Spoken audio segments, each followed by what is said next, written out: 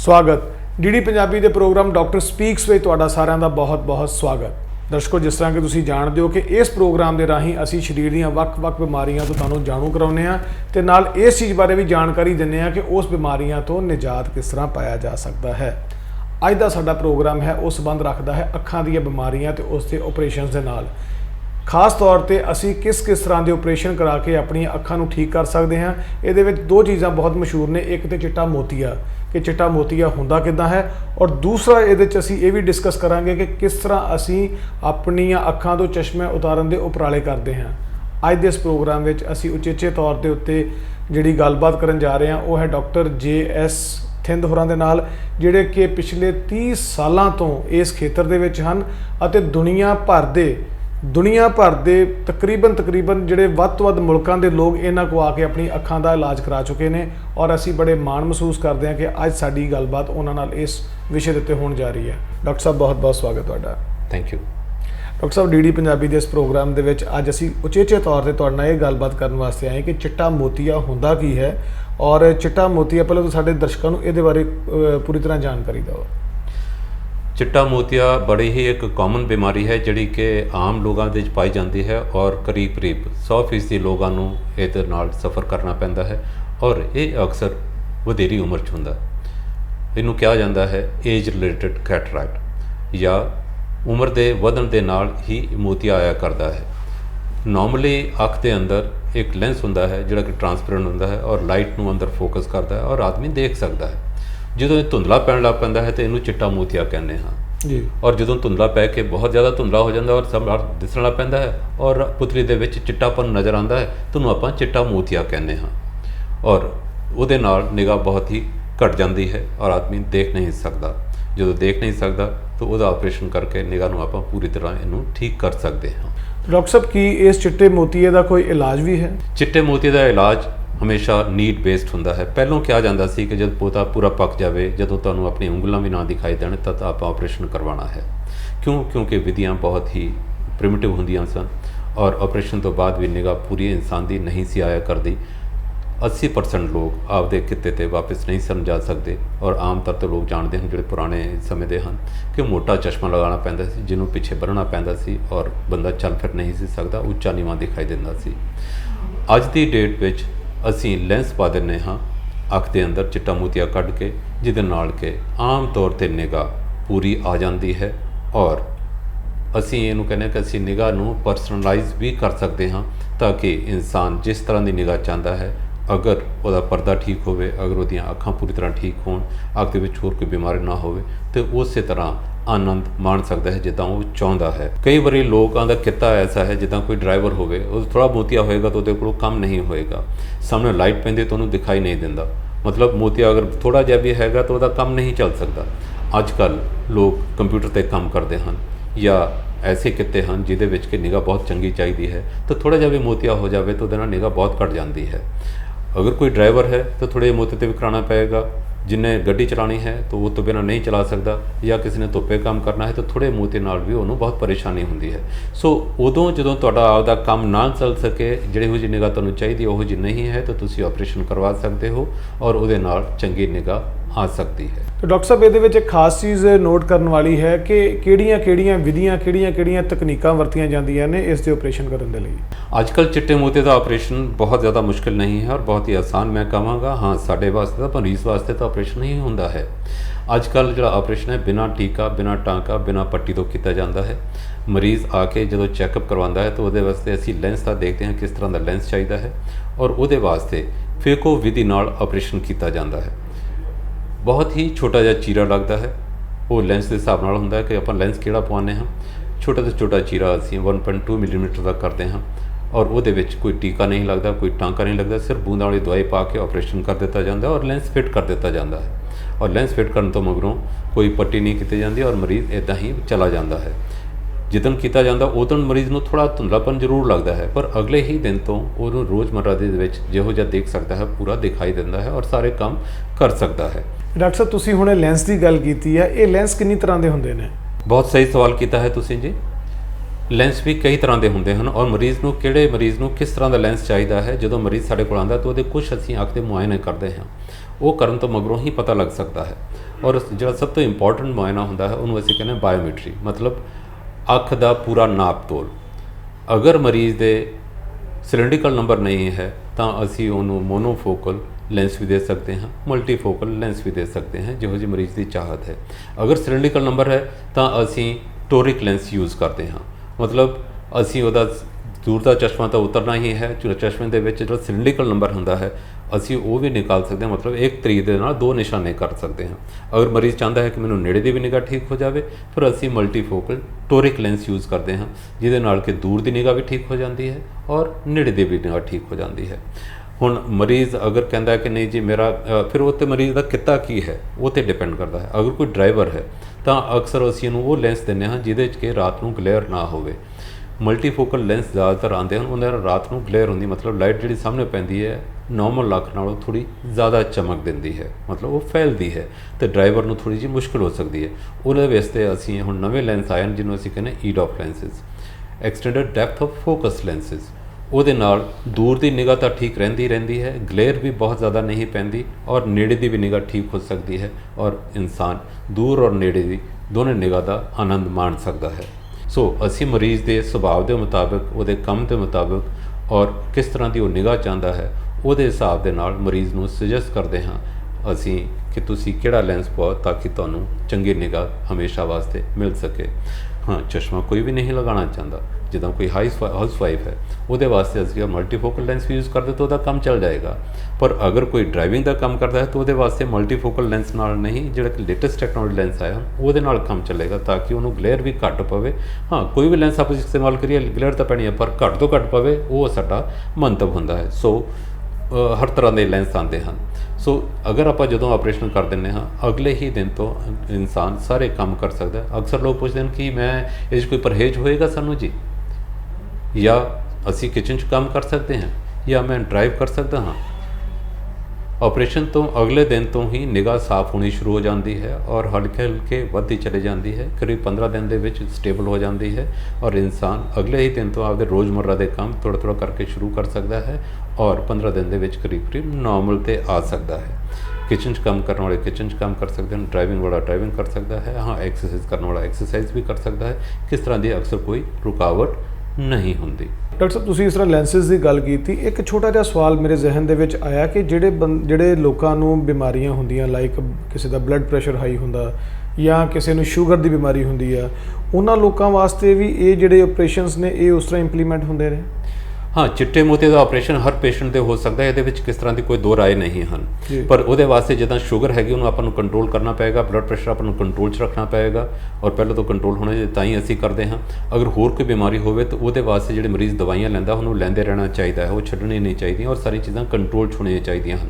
ਹਾਂ, ਜਿੱਦਾਂ ਸ਼ੂਗਰ ਹੋਵੇ ਜਾਂ ਬਲੱਡ ਪ੍ਰੈਸ਼ਰ ਹੋਵੇ ਤਾਂ ਉਹਦੇ ਪਰਦੇ ਦੀ ਜਾਂਚ ਅਸੀਂ ਪੂਰੀ ਤਰ੍ਹਾਂ ਕਰਦੇ ਹਾਂ ਕਿ ਪਰਦੇ ਵਿੱਚ ਕੋਈ ਖਰਾਬੀ ਤਾਂ ਨਹੀਂ ਹੈ।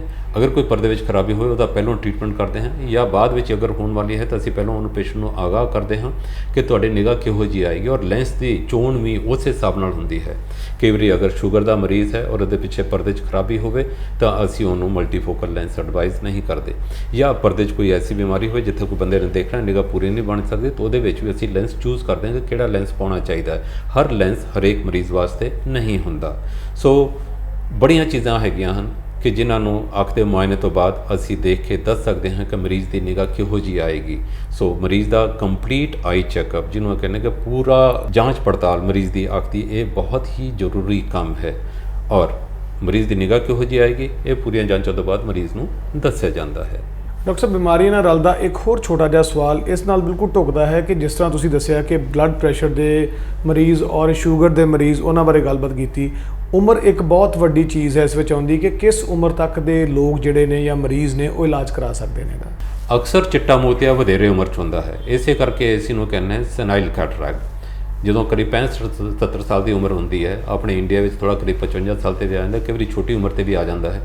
ਅਕਸਰ ਵਧੇਰੀ ਉਮਰ 'ਚ ਹੀ ਆਉਂਦਾ ਹੈ, ਉਦੋਂ ਇਹਦਾ ਆਪਰੇਸ਼ਨ ਕਰਨਾ ਪੈਂਦਾ ਹੈ।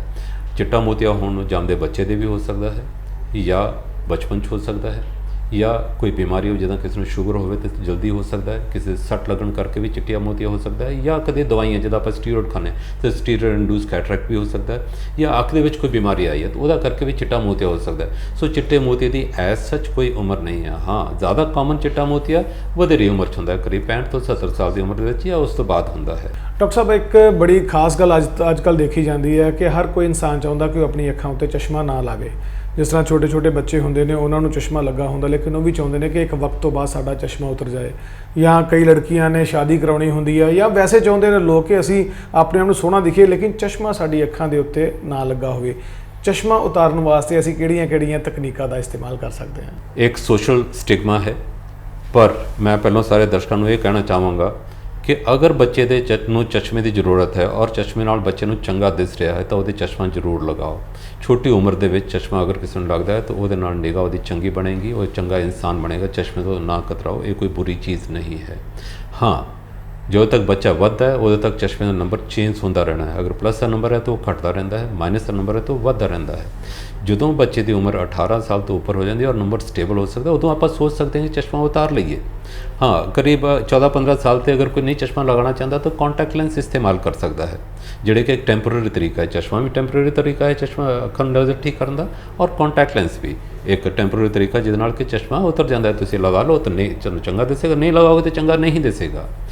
ਜਦੋਂ ਉਮਰ 18 ਸਾਲ ਤੋਂ ਉੱਪਰ ਹੋ ਜਾਂਦੀ ਹੈ ਔਰ ਨੰਬਰ ਸਟੇਬਲ ਹੁੰਦਾ ਹੈ ਔਰ ਅੱਖ ਦੇ ਵਿੱਚ ਕੋਈ ਐਸੀ ਬਿਮਾਰੀ ਨਾ ਹੋਵੇ ਜਿਹਦੇ ਵਾਸਤੇ ਅਸੀਂ ਕਹੀਏ ਕਿ ਆਪਰੇਸ਼ਨ ਨਹੀਂ ਕੀਤਾ ਜਾ ਸਕਦਾ, ਤਾਂ ਬਹੁਤ ਸਾਰੀਆਂ ਵਿਧੀਆਂ ਹਨ ਜਿਹਦੇ ਨਾਲ ਕਿ ਅਸੀਂ ਚਸ਼ਮਾ ਉਤਾਰ ਸਕਦੇ ਹਾਂ ਪਰਮਾਨੈਂਟਲੀ। ਆਮ ਤੌਰ 'ਤੇ ਫਿਰ ਬੰਦੇ ਨੂੰ ਚਸ਼ਮਾ ਨਹੀਂ ਲਗਾਉਣਾ ਪੈਂਦਾ ਔਰ ਚੰਗੀ ਨਿਗਾਹ ਇਨਸਾਨ ਮਾਣ ਸਕਦਾ ਹੈ। ਉਹਦੇ ਵਾਸਤੇ ਜਿਹੜੀ ਬਹੁਤ ਹੀ ਕਾਮਨ ਵਿਧੀ ਹੈ ਉਹ ਹੈ ਲੇਜ਼ਰ ਟ੍ਰੀਟਮੈਂਟ। ਔਰ ਲੇਜ਼ਰ ਟ੍ਰੀਟਮੈਂਟ ਕਈ ਤਰ੍ਹਾਂ ਦੀ ਹੁੰਦੀ ਹੈ, ਜਿਹਦੇ ਵਿੱਚ ਕਿ ਪਹਿਲਾਂ ਜਿਹੜੀ ਚੱਲੀ ਸੀ ਜਿਹਨੂੰ ਅਸੀਂ ਕਹਿੰਦੇ ਸਾਂ PRK, ਉਹ ਵੀ ਅਜੇ ਚੱਲ ਰਹੀ ਹੈ। ਉਸ ਤੋਂ ਬਾਅਦ ਲੇਸਿਕ, ਫਿਰ ਬਲੇਡ ਫਰੀ ਲੇਸਿਕ ਆ ਗਈ ਔਰ ਹੁਣ ਸਮਾਈਲ ਹੈ। ਸਭ ਦੇ ਆਪਣੇ ਆਪਣੇ ਐਡਵਾਂਟੇਜਸ ਹਨ। ਆਪਾਂ ਜਦੋਂ ਲੇਜ਼ਰ ਵਿਧੀ ਨਾਲ ਚਸ਼ਮਾ ਉਤਾਰ ਦਿੰਦੇ ਹਾਂ ਤੇ 98% ਲੋਕਾਂ ਨੂੰ ਦੂਰ ਵਾਸਤੇ ਆਮ ਤੌਰ 'ਤੇ ਚਸ਼ਮਾ ਲਗਾਉਣ ਦੀ ਜ਼ਰੂਰਤ ਨਹੀਂ ਪੈਂਦੀ। ਪਰ ਕਈ ਵਾਰੀ ਕਹਿੰਦੇ ਹਨ ਕਿ ਬਿਲਕੁਲ ਜ਼ਰੂਰਤ ਨਹੀਂ ਪਏਗੀ, ਇਹਦੀ ਗਰੰਟੀ ਹੈ। ਨਹੀਂ, ਗਰੰਟੀ ਤਾਂ ਨਹੀਂ, ਪਰ ਅਸੀਂ ਇਹ ਜਦੋਂ ਅੱਖ ਦਾ ਮੁਆਇਨਾ ਕਰਦੇ ਹਾਂ ਤਾਂ ਸਾਰਾ ਦੇਖ ਕੇ ਦੱਸ ਸਕਦੇ ਹਾਂ ਕਿ ਕਿੰਨੇ % ਚਾਂਸ ਹੈ ਕਿ ਥੋੜ੍ਹਾ ਬਹੁਤ ਨੰਬਰ ਕਦੀ ਆ ਸਕਦਾ ਹੈ। ਪਰ ਜਦੋਂ ਅਸੀਂ ਕਹਿੰਦੇ ਵੀ ਹਾਂ ਤਾਂ ਅਸੀਂ ਕਹਿੰਦੇ ਹਾਂ ਕਿ ਤੁਹਾਨੂੰ ਅਸੀਂ ਇੰਡੀਪੈਂਡੈਂਟ ਕਰ ਦਿਆਂਗੇ ਚਸ਼ਮੇ ਤੋਂ, ਤਾਂ ਕਿ ਤੁਸੀਂ ਆਮ ਬੰਦੇ ਵਾਂਗੂ ਹਰ ਚੀਜ਼ ਨੂੰ ਦੇਖ ਸਕੋ, ਤਾਂ ਕਿ ਤੁਹਾਨੂੰ ਆਮ ਤੌਰ 'ਤੇ ਚਸ਼ਮਾ ਨਾ ਲਗਾਉਣਾ ਪਵੇ। ਪਰ ਬਹੁਤ ਚੀਜ਼ ਜ਼ਿਆਦਾ ਸਾਫ਼ ਦੇਖਣ ਵਾਸਤੇ ਕਈ ਵਾਰੀ ਹੋ ਸਕਦਾ ਥੋੜ੍ਹਾ ਬਹੁਤ ਲਗਾਉਣਾ ਪਵੇ। ਜਦੋਂ ਕਰੀਬ 40 ਸਾਲ ਦੀ ਉਮਰ ਹੋ ਜਾਂਦੀ ਹੈ ਤਾਂ ਉਦੋਂ ਦੂਰ ਦਾ ਤਾਂ ਦਿਸਦਾ ਰਹਿੰਦਾ ਹੈ, ਪਰ ਨੇੜੇ ਦੀ ਐਨਕ ਦਾ ਨੰਬਰ ਲੱਗਣਾ ਸ਼ੁਰੂ ਹੋ ਜਾਂਦਾ, ਜਿਹਨੂੰ ਅਸੀਂ ਕਹਿੰਦੇ ਪ੍ਰੈਸ ਬਾਇਓਪੀਆ।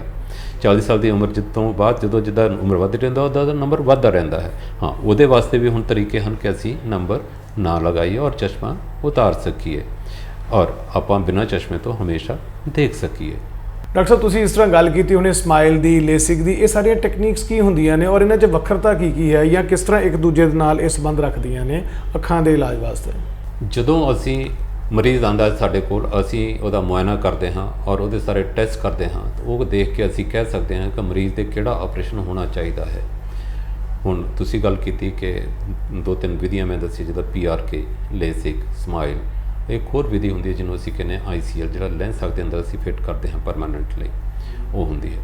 ਸੋ ਮਰੀਜ਼ ਜਦੋਂ ਆਉਂਦਾ ਹੈ ਉਹਦਾ ਅਸੀਂ ਪੂਰਾ ਮੁਆਇਨਾ ਕਰਦੇ ਹਾਂ। ਪਹਿਲਾਂ ਉਹਦੇ ਵਿੱਚ ਇੱਕ ਜਨਰਲ ਐਗਜ਼ਾਮੀਨੇਸ਼ਨ ਆਈ ਦਾ, ਦੂਸਰਾ ਉਹਦੇ ਅਸੀਂ ਬਾਇਓਮੈਟਰੀ ਕਰਦੇ ਹਾਂ, ਤੀਸਰਾ ਅਸੀਂ ਇੱਕ ਸਪੈਸ਼ਲ ਟੈਸਟ ਕਰਦੇ ਹਾਂ ਜਿਹਨੂੰ ਅਸੀਂ ਕਹਿੰਦੇ ਹਾਂ ਟੋਪੋਗ੍ਰਾਫੀ, ਔਰ ਇੱਕ ਹੋਰ ਟੈਸਟ ਕਰਦੇ ਹਾਂ ਜਿਹਨੂੰ ਕਹਿੰਦੇ ਹਾਂ ਅਸੀਂ ਵੇਵ ਫਰੰਟ ਉਹਦਾ ਅੱਖ ਦਾ ਅਸੀਂ ਲੈਂਦੇ ਹਾਂ।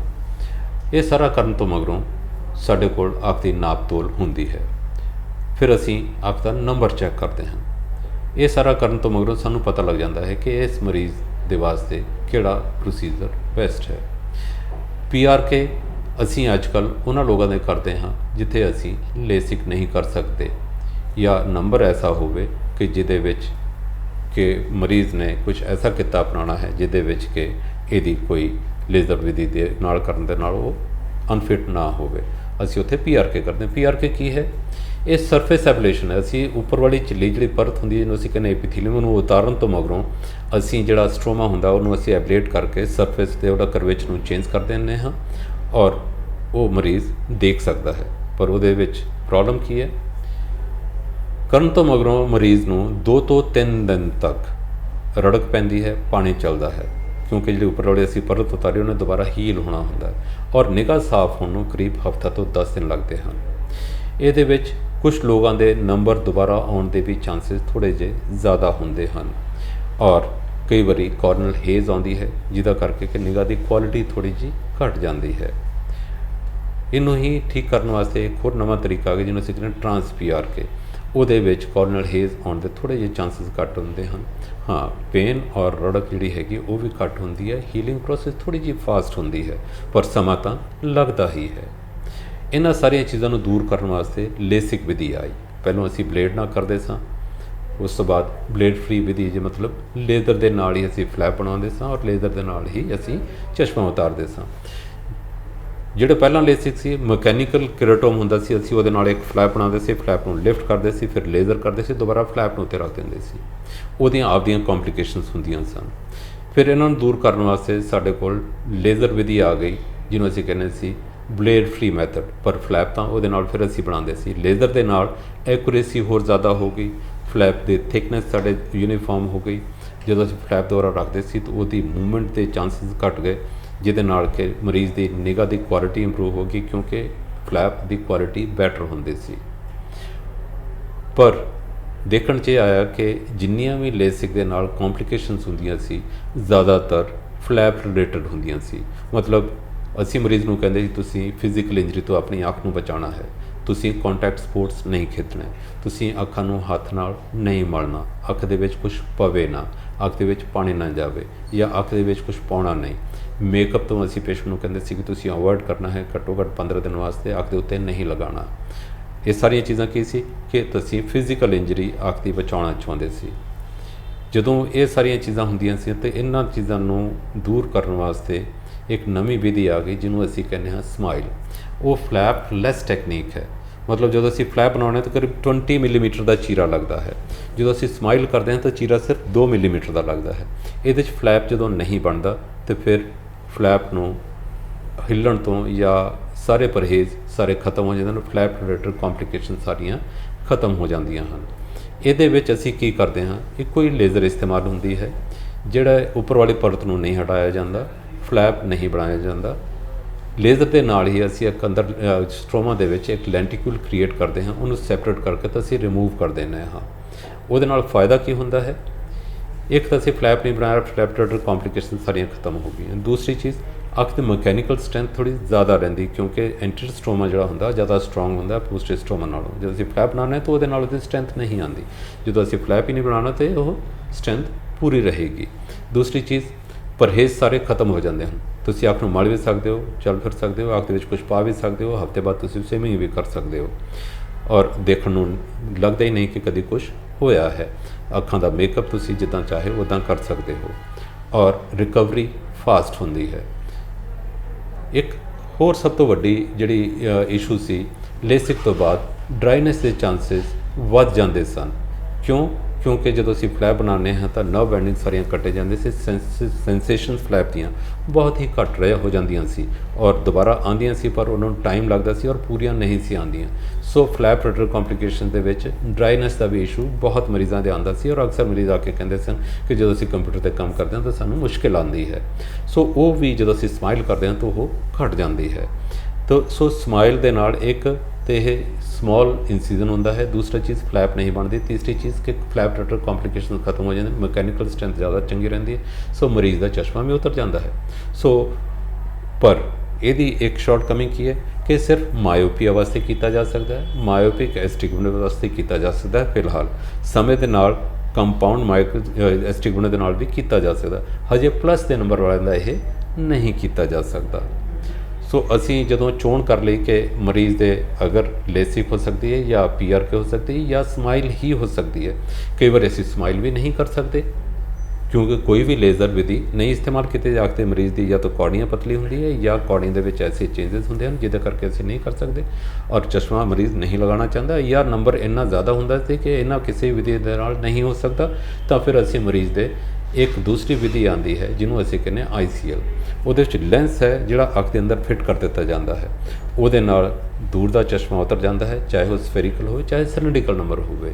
ਉਹ ICL ਵਿਧੀ ਬਹੁਤ ਹੀ ਕਾਰਗਰ ਹੈ। ਔਰ ਉਹ ਰਿਵਰਸੇਬਲ ਵੀ ਹੁੰਦੀ ਹੈ। ਮਤਲਬ ਕਈ ਵਾਰੀ ਨੁਕਸਾਨ ਕਰ ਰਿਹਾ ਲੈਂਸ ਤਾਂ ਅਸੀਂ ਉਹਨੂੰ ਰਿਮੂਵ ਕਰ ਸਕਦੇ ਹਾਂ, ਜਾਂ ਮਰੀਜ਼ ਕਵੇ ਕਿ ਨਹੀਂ ਮੈਨੂੰ ਇਹਦੇ ਨਾਲ ਕੰਪਲਿਕੇਸ਼ਨ ਆ ਰਹੀ ਜਾਂ ਮੈਨੂੰ ਕੋਈ ਪ੍ਰੋਬਲਮ ਹੋ ਰਹੀ ਹੈ ਤਾਂ ਅਸੀਂ ਉਹਨੂੰ ਰਿਮੂਵ ਕਰ ਸਕਦੇ ਹਾਂ। ਮਤਲਬ ਰਿਵਰਸਿਬਲ ਹੈ, ਜਿਹਦੇ ਨਾਲ ਕਿ ਚੰਗੀ ਨਿਗਾਹ ਆਦਮੀ ਦੀ ਆ ਸਕਦੀ ਹੈ। ਕੁਛ ਲੋਕ ਨੰਬਰ ਬਹੁਤ ਜ਼ਿਆਦਾ ਹੁੰਦਾ, ਉਹਨਾਂ ਦੇ ਸਿਰਫ ਆਈਸੀ ਲਈ ਹੀ ਹੋ ਸਕਦਾ ਹੈ ਔਰ ਉਹਦੇ ਨਾਲ ਨਿਗਾਹ ਦੀ ਕੁਆਲਿਟੀ ਵੀ ਬਹੁਤ ਚੰਗੀ ਆਉਂਦੀ, ਕਿਉਂਕਿ ਇਹ ਲੈਂਸ ਨੇਚੁਰਲ ਅੱਖ ਦੇ ਅੰਦਰ ਨੋਡਲ ਪੁਆਇੰਟ ਦੇ ਲਾਗੇ ਹੁੰਦਾ ਹੈ। ਸੋ ਨਿਗਾਹ ਦੀ ਕੁਆਲਿਟੀ ਜ਼ਿਆਦਾ ਚੰਗੀ ਆਉਂਦੀ ਹੈ। ਸੋ ਜਦੋਂ ਮਰੀਜ਼ ਆਉਂਦਾ ਹੈ ਉਹਦਾ ਪੂਰਾ ਚੈੱਕਅਪ ਕਰਕੇ ਹੀ ਦੱਸਿਆ ਜਾ ਸਕਦਾ ਹੈ ਕਿ ਉਹਦੇ ਕਿਹੜੀ ਵਿਧੀ ਨਾਲ ਆਪਰੇਸ਼ਨ ਹੋਣਾ ਹੈ, ਕਿਹੜਾ ਆਪਰੇਸ਼ਨ ਕੀਤਾ ਜਾ ਸਕਦਾ ਹੈ, ਕਿਹਦੇ ਨਾਲ ਸਭ ਤੋਂ ਚੰਗੀ ਨਿਗਾਹ ਆਏਗੀ ਔਰ ਕਿਹੜੇ ਦੇ ਨਾਲ ਉਹ ਜ਼ਿਆਦਾ ਦੇਰ ਤੱਕ ਚੰਗੀ ਨਿਗਾਹ ਮਾਣ ਸਕਦਾ ਹੈ।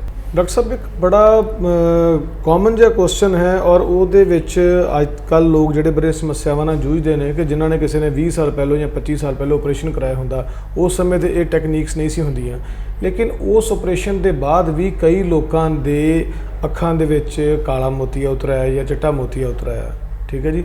ਕੀ ਇਹ ਟੈਕਨੀਕਸ ਦੇ ਨਾਲ ਦੁਬਾਰਾ ਉਹਨਾਂ ਦੀਆਂ ਉਹ ਜਿਹੜਾ ਮੋਤੀਆ ਹੈ ਉਹ ਠੀਕ ਹੋ ਸਕਦਾ ਕਿ ਨਹੀਂ ਹੋ ਸਕਦਾ? ਜਿੱਦਾਂ ਤੁਸੀਂ ਉਹਨੇ ਸਵਾਲ ਕੀਤਾ ਕਿ 20-25 ਸਾਲ ਪਹਿਲਾਂ, ਉਦੋਂ ਇੱਕ ਟੈਕਨੀਕ ਹੋਇਆ ਕਰਦੇ ਸੀ ਜਿਹਨੂੰ ਅਸੀਂ ਕਹਿੰਦੇ ਸਾਂ RK ਜਾਂ ਰੇਡਲ ਕੈਰਾਟੋਟਮੀ। ਉਹਦੇ ਨਾਲ ਵੀ ਕਈ ਮਰੀਜ਼ਾਂ ਦੇ ਪ੍ਰੋਬਲਮ ਆਉਂਦੀ ਸੀ। ਉਹਦੇ ਵਾਸਤੇ ਵੀ ਹੁਣ ਵਿਧੀਆਂ ਆ ਗਈਆਂ ਹਨ ਜਿਹਦੇ ਨਾਲ ਕਿ ਅਸੀਂ ਆਪਰੇਸ਼ਨ ਕਰਦੇ ਹਾਂ ਔਰ ਮਰੀਜ਼ ਚੰਗੀ ਨਿਗਾਹ ਮਾਣ ਸਕਦਾ ਹੈ। ਔਰ ਕਈ ਵਾਰੀ ਟੋਡਿਕ ਲੈਂਸ ਦੀ ਜ਼ਰੂਰਤ ਪੈਂਦੀ ਹੈ ਤਾਂ ਉਹ ਵੀ ਅਸੀਂ ਕਰ ਸਕਦੇ ਹਾਂ। ਹੁਣ ਇੱਕ ਹੋਰ ਨਵੀਂ ਵਿਧੀ ਇੱਕ ਸਾਡੇ ਟੈਕਨੋਲੋਜੀ ਆਈ ਹੈ ਕਿ ਮਰੀਜ਼ ਦੇ ਜਦੋਂ ਰਿਫਰੈਕਟਿਵ ਸਰਜਰੀ ਕੀਤੀ ਹੋਵੇ ਤੇ ਬਾਇਓਮੈਟਰੀ ਦੀ ਐਕੂਰੇਸੀ ਉਨੀ ਜ਼ਿਆਦਾ ਨਹੀਂ ਹੁੰਦੀ ਕਿ ਮਰੀਜ਼ ਚੰਗੀ ਨਿਗਾਹ ਮਾਣ ਸਕਦਾ ਹੈ। ਯੈਸ, ਅਸੀਂ ਅਗਰ ਨਵੀਂ ਟੈਕਨੋਲੋਜੀ ਨੂੰ ਅਸੀਂ ਕਹਿੰਦੇ ਓਰਾ, ਅਸੀਂ ਇੰਟਰਾ ਆਪਰੇਟਿਵ ਜਦੋਂ ਅਸੀਂ ਆਪਰੇਸ਼ਨ ਕਰਦੇ ਹਾਂ ਮੋਤੀਆ ਕੱਢਣ ਤੋਂ ਮਗਰੋਂ ਅਸੀਂ ਉੱਥੇ ਦੁਬਾਰਾ ਨਾਪ ਤੋਲ ਕਰਦੇ ਹਾਂ ਅੱਖ ਦੀ ਕਿ ਕਿਹੜਾ ਲੈਂਸ ਪੈਣਾ ਚਾਹੀਦਾ ਹੈ। ਕਈ ਵਾਰੀ ਸਾਨੂੰ ਪਾਵਰ ਚੇਂਜ ਕਰਨੀ ਪੈਂਦੀ ਹੈ, ਅਸੀਂ ਉਹ ਪਾਵਰ ਚੇਂਜ ਕਰਕੇ ਪਾਉਂਦੇ ਹਾਂ ਤਾਂ ਐਕੂਰੇਸੀ ਹੋਰ ਵੱਧ ਜਾਂਦੀ ਹੈ ਔਰ ਚੰਗੀ ਨਿਗਾਹ ਆਨੰਦ ਪੇਸ਼ੈਂਟ ਮਾਣ ਸਕਦਾ ਹੈ। ਔਰ ਟੋਰਿਕ ਲੈਂਸ ਪਾਉਣ ਵਾਸਤੇ ਨਵੀਂ ਵਿਧੀਆਂ ਅਸੀਂ ਇਸਤੇਮਾਲ ਕਰਦੇ ਹਾਂ, ਕੈਲਿਸਟੋ ਜਾਂ ਅਸੀਂ ਇੱਕ ਹੋਰ ਇਕਵਿਪਮੈਂਟ ਜਿਹਨੂੰ ਅਸੀਂ ਕਹਿੰਦੇ ਵੈਰੀਓਨ, ਅਸੀਂ ਉਹ ਇਸਤੇਮਾਲ ਕਰਦੇ ਹਾਂ ਤਾਂ ਕਿ ਲੈਂਸ ਦੀ ਫਿਟਿੰਗ ਚੰਗੀ ਹੋਵੇ ਔਰ ਚੰਗੀ ਜਗ੍ਹਾ 'ਤੇ ਲੱਗੇ ਔਰ ਬਿਲਕੁਲ ਸੈਂਟਰਡ ਹੋਵੇ ਔਰ ਉਹਦੇ ਨਾਲ ਮਰੀਜ਼ ਦੀ ਨਿਗਾਹ ਚੰਗੀ ਆਵੇ।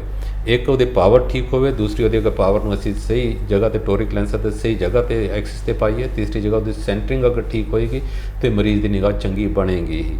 ਸੋ ਆਮ ਤੌਰ 'ਤੇ ਮਰੀਜ਼ ਨੂੰ ਅਸੀਂ ਇਸ ਸਾਰੇ ਟੈਕਨੋਲੋਜੀਕਲ ਜਿਹਨੂੰ ਅਸੀਂ ਕਹਿੰਦੇ ਕੰਪਿਊਟਰਾਈਜ਼ ਵਿਧੀ ਜਾਂ ਆਪਾਂ ਕਹਿ ਦਈਏ ਕਿ ਡਿਜੀਟਲ ਮੈਥਡ ਦੇ ਨਾਲ ਅਸੀਂ ਉਹਨਾਂ ਨੂੰ ਕਰਦੇ ਹਾਂ ਤਾਂ ਜ਼ਿਆਦਾ ਚੰਗੀ ਨਿਗਾਹ ਆਉਂਦੀ ਹੈ, ਜਿਹੜੀ ਕਿ ਸੁਵਿਧਾ ਅਸੀਂ ਆਮ ਤੌਰ 'ਤੇ ਹੁਣ ਯੂਜ਼ ਕਰ ਰਹੇ ਹਾਂ।